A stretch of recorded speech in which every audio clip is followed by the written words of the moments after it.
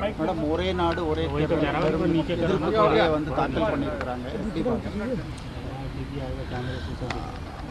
இது எதிர்க்கட்சிகள் அத்தனை எதிர்க்கட்சிகளும் நாடாளுமன்றத்தில் இன்று எதிர்த்திருக்கக்கூடிய ஒரு மசோதாவை இன்னைக்கு பிஜேபி ஒன்றிய அரசு கொண்டு வந்திருக்கிறது. அந்த பில்லை வந்து பாஸ் பண்ணக்கூடிய மெஜாரிட்டி அவர்கள் கைகளில் இல்லாத காரணத்தால் இன்னைக்கு அதை ஜேபிசிக்கு அனுப்புவதாக கூறியிருக்கிறார்கள். அதனால் இந்த மசோதா என்பது அடிப்படையிலே அரசியலமைப்பு சட்டத்திற்கு, மாநில உரிமைகளுக்கு, மக்களுடைய உரிமைகளுக்கு எதிராக கொண்டு வரப்பட்டிருக்கக்கூடிய ஒரு மசோதா.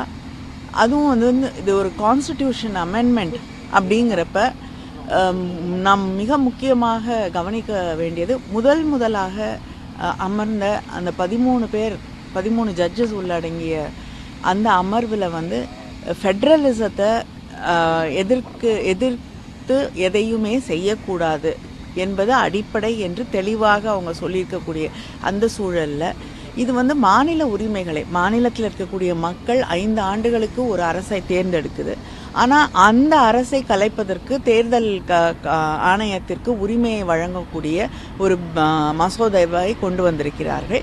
இது மட்டும் இல்லாமல் மாநிலத்தில் இருக்கக்கூடிய பிரச்சனைகளையும், ஒன்றியத்தில் இருக்கக்கூடிய பிரச்சனைகளையும், நாடு முழுவதும் இருக்கக்கூடிய முக்கியமான விஷயங்களையும் வந்து ஒரு குழப்பத்தில் கொண்டு போய் நிறுத்தி இந்த தேர்தலில் வந்து மாநில கட்சிகள் வந்து கொஞ்சம் கொஞ்சமாக வழி இழக்க செய்யக்கூடிய ஒரு தேர்தலை நோக்கித்தான் இந்த சட்ட மசோதா நம்மளை அழைத்து செல்லும். அதை தாண்டி இது வந்து ஒரு பிரசிடென்ஷியல் ஸ்டைல் ஆஃப் கவர்மெண்ட்டுக்கு தான் வந்து வழிவகுக்கும். இது அடுத்த கட்டம் அங்கு தான் போய் நிற்கும்.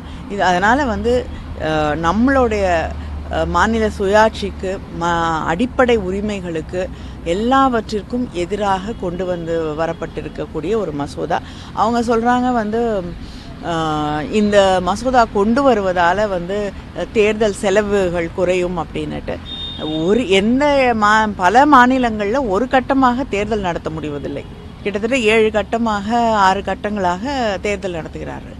அப்படிப்பட்ட இருக்கக்கூடிய ஒரு சூழ்நிலையில் எப்படி வந்து நாடு முழுவதும் தேர்தலை அதே நேரத்தில் மாநிலங்களுக்கான தேர்தலையும் சேர்த்து நடத்துவதென்றால் அதற்கான லாஜிஸ்டிக்ஸ் எங்கேருந்து வரும், அதுக்கான வேலை செய்யக்கூடிய அதிகாரிகள் எங்கிருந்து உருவாக்கப்படுவார்கள். அதனால் இத்தனை நிறைய கேள்விகள் இருக்குது. அதனால் இது தேவையில்லாமல் ஒரு சுமையை இந்த அரசின் மீது, தேர்தலின் மீது ஏற்றக்கூடிய ஒன்றாகத்தான் இது இருக்கும். இப்போ 3/2 பெரும்பான்மை இல்லாமல் இருந்துமே அதை கொண்டு வர்றாங்கன்னா அது எதற்காக அதை கொண்டு வர்றாங்க? ஒருவேளை முக்கியமான சில விஷயங்களிலிருந்து வந்து மக்களுடைய கவனத்தை திருப்புவதற்காக கூட இருக்கலாம். அதை தாண்டி எப்படியும் வந்து தன்னால் நினச்சதெல்லாம் சாதிச்சிட முடியும் அப்படிங்கிற ஒரு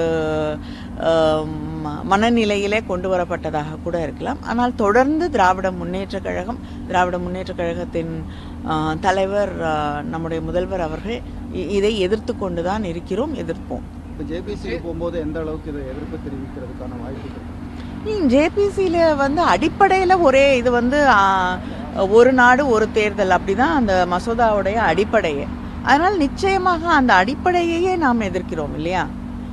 அதனால் ஜேபிசியில் போய் எந்த அளவுக்கு மாற்றங்களை கொண்டு வர முடியும் அப்படின்னா ஜேபிசி உருவாக்கப்பட்ட பிறகு தான் தெரியும். ஆனால் இது மசோதா அறிமுகமே படுத்தக்கூடாதுன்னு நிறைய கட்சிகள் வந்து எதிர்த்துருவீங்க. ஆனால் நம்ம வந்து அந்த இடத்துல கொஞ்சம் மாறுற மாதிரி இருக்கிறோம், கூட்டுக்குழுவுக்கு அனுப்புறோன்ற. ஸோ அதில் எதுவும் கான்ட்ரடிக்ஷன் இருக்கா? அதில் என்ன நிலை? இல்லை ஜேபிசிக்கு அனுப்புகிறேன்னு சொல்லியிருந்தாலுமே இது வந்து திராவிட முன்னேற்ற கழகம் முற்றிலுமாக எதிர்க்கக்கூடிய ஒரு மசோதா தான். அதனால் வந்து முதலமைச்சர் அவர்கள் பேசும்பொழுதும் தெளிவாக சொல்லியிருக்கிறார்கள், வி அப்போஸ் திஸ் பில்.